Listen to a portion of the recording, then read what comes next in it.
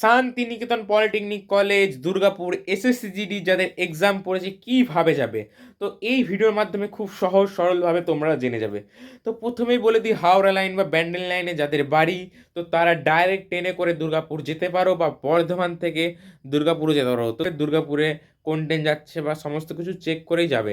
তো তারপরে বলি, কাটোয়া লাইনে যাদের বাড়ি, কাটোয়া লাইনে যাদের বাড়ি তোরা কাটোয়া থেকে বর্ধমান, বর্ধমান থেকে দুর্গাপুর এইভাবে যেতে পারো। আর দুর্গাপুরে গিয়ে কিভাবে যাবে, দুর্গাপুর থেকে 1 নম্বর প্ল্যাটফর্ম দিয়ে বেরিয়ে তোমরা পেয়ে যাবে বাস স্ট্যান্ড। তো বাস স্ট্যান্ড যদি বুঝতে না পারো কাউকে জিজ্ঞেস করে নাও, ভোর 5টা থেকে বাস চালু হয়ে যায় দুর্গাপুর বাস স্ট্যান্ড থেকে।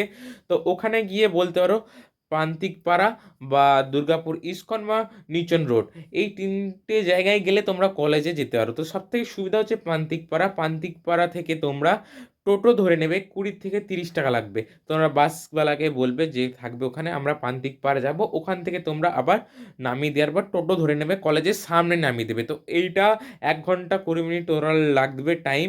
তো তোমরা একটু টাইম নিয়ে বেরোবা। তো টাইম নিয়ে বেরোনোই ভালো। তো কোনো অসুবিধা যদি হয়ে থাকে তোমরা অবশ্যই কমেন্টে জানাও। আর ভিডিওটি ভালো লেগে থাকলে একটা লাইক করে দাও, আর এই ধরনের ভিডিওর জন্য অবশ্যই চ্যানেলটা সাবস্ক্রাইব করে দাও। যদিও আমি পরীক্ষা দিতে যাইনি, আমি একটা ভাইয়ের কাছে এই ইনফর্মগুলো নিয়েছি যাতে তোমাদের হেল্প হয়।